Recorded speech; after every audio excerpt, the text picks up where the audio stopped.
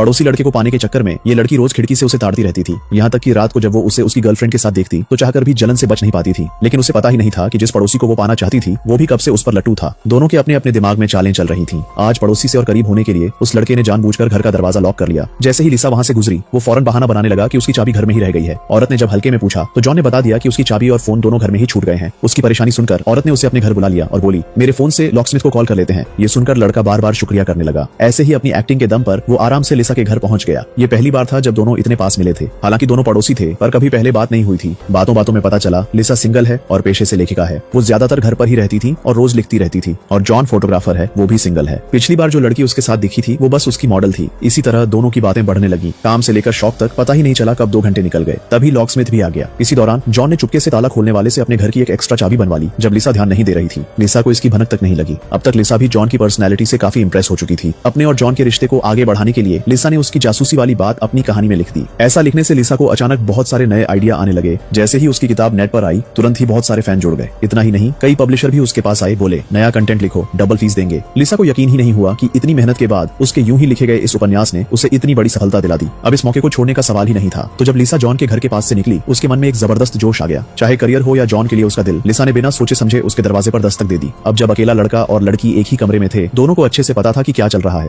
जब उनका मिलना खत्म हुआ लिसा ने चुपचाप जॉन के सोते ही वहां से निकल ली। लिसा के निकलते ही जॉन की नींद खुल गई। लिसा को अंदाजा भी नहीं था कि जॉन पहले से ही अपनी चाल चल रहा था। लेकिन उसी दिन जब लिसा अपने दोस्त के साथ बाहर खाना खा रही थी जॉन छुपकर एक कोने में बैठा था और उसने चोरी छिपे उसकी फोटो खींच ली। घर लौटते ही लिसा को जॉन की तरफ से एक खास गिफ्ट बॉक्स मिल गया। लेकिन जैसे ही उसने बॉक्स खोला अंदर वही फोटो थी जो उसने आज अपने दोस्त के साथ डिनर करते वक्त खींची थी। लिसा समझ ही नहीं पाई कि जॉन आखिर कहना क्या चाहता है। जॉन का फोन आया लेकिन लिसा ने बिना सोचे समझे सीधा फोन काट दिया। अब लिसा सच में गुस्से में थी। भले ही लिसा को पता था कि जॉन फोटोग्राफर है लेकिन अब उसने लिसा की प्राइवेट लाइफ में दखल दिया है। जो पहले उसकी तरफ आकर्षण था अब लिसा को उससे नफरत हो गई है। उससे अच्छी तरह मालूम है कि दोनों ही अभी सिंगल हैं। साथ आने का मकसद बस अपनी अपनी जरूरतें पूरी करना ही था। अब तक वो जॉन को बिल्कुल समझ ही नहीं पाई। आगे कोई प्रॉब्लम ना हो इसलिए उसने इस बार ठान लिया कि जॉन से आखिरी बार मिलकर सब खत्म कर देगी। अगले दिन उसने पूरी बात अपने दोस्त को बताई। लिसा की गर्दन पर स्ट्रॉबेरी के निशान देखकर उन्हें समझ आ गया कि दोनों के बीच कुछ हुआ है। दोस्त ने उसे समझाया कि उस आदमी से दूर ही रहो क्योंकि तुम दोनों को एक दूसरे के बारे में ज्यादा कुछ पता ही नहीं। क्या पता उस आदमी का कोई और मकसद हो। लिसा ने ये बात सुनते ही हामी भर दी। लेकिन जॉन की हरकतों से परेशान होकर लिसा उसे बिल्कुल भी भाव नहीं देना चाहती थी। वो हर बार कोई न कोई बहाना बना देता और लिसा के दरवाजे पर भी दस्तक देने लग गया। जॉन लगातार पीछे पड़ा रहा। बेचैनी में उसने सोचा जगह तो पास ही है, एक बार मिल लेते हैं। आखिरकार उसने उसका इन्विटेशन स्वीकार कर लिया। लेकिन बस एक लापरवाही वाली बात ने उसे मुश्किल में डाल दिया। केवल इन्विटेशन पर नहीं गई तो जॉन इतना गुस्सा हो गया कि घर में सामान फेंक फेंक कर तोड़ने लगा। ये देखकर लिसा डर गई और तुरंत अपने दोस्त के घर जाकर रात भर ठहर गई। इसी दौरान टीवी पर एक लड़की के गुम होने की खबर आई और लिसा को याद आया कि उसने जॉन के घर में उस लड़की की फोटो देखी थी। लिसा को शक हुआ कि कहीं जॉन ही कातिल तो नहीं। तो अगले दिन उसने जॉन के बाहर जाते ही मौका पकड़ लिया। लिसा चुपचाप जॉन के घर में घुस गई। घर में अच्छे से ढूंढने के बाद लिसा को वाकई एक बॉक्स मिला जिसमें तस्वीरें रखी थी। जैसे ही उसने बॉक्स खोला वाकई उसमें गायब लड़की की फोटो मिल गई। ये देखकर लिसा के रोंगटे खड़े हो गए। लिसा कुछ समझ पाती इससे पहले ही जॉन घर लौट आया। उसने सारे सबूत संभाले और तुरंत पुलिस को कॉल किया। पुलिस आई, जॉन से पूछताछ की लेकिन उसके ऊपर से शक हट गया क्योंकि उन्हें अभी अभी पता चला कि जो लड़की गायब थी वो मिल गई है। वो लड़की तो अपने बॉयफ्रेंड के साथ भाग गई थी और उसका जॉन से कोई लेना देना नहीं था। सारा मामला सुलझ गया तो लिसा मायूस होकर अपने कमरे में चली गई। अचानक जॉन भी अंदर चला आया। लिसा ने भागने की कोशिश की मगर जॉन ने उसे जकड़ लिया। मुसीबत में लिसा ने पास रखा फूलदान उठाया और जॉन के सिर पर दे मारा। लिसा ने चाकू उठाकर खुद को बचाने की कोशिश की लेकिन जॉन ने उसका गला कस दिया। तुरंत लिसा ने चाकू मार दिया और जॉन का काम तमाम कर दिया। असल में किसी को पता नहीं था कि जॉन एक ऐसा आदमी था जो सिर्फ महिलाओं को ही अपना शिकार बनाता था। लिसा ने वक्त रहते सब पहचान लिया और सही सलामत बाहर निकल गई। यहीं पर यह फिल्म खत्म हो जाती है।